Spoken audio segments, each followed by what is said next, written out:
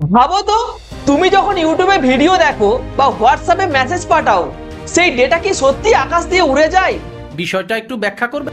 না ভাই, সেই ডেটা আসলে যায় সমুদ্রের তলার নিচ দিয়ে। বলেন কি?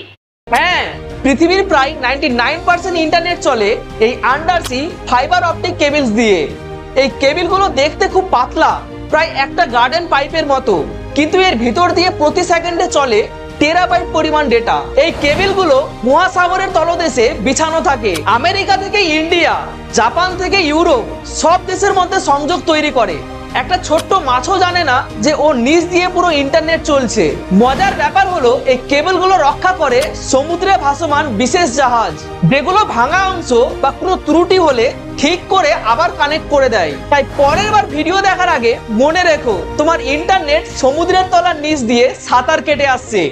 अच्छा ठीक है। ভিডিওটি ইনফরমেটিভ মনে হলে লাইক করে তোমার প্রিয়জনদের সঙ্গে শেয়ার করো। এরকম আরো মজার টেক ফেক জানতে আমাদের রোম টেক ক্লাসের সঙ্গে থাকো।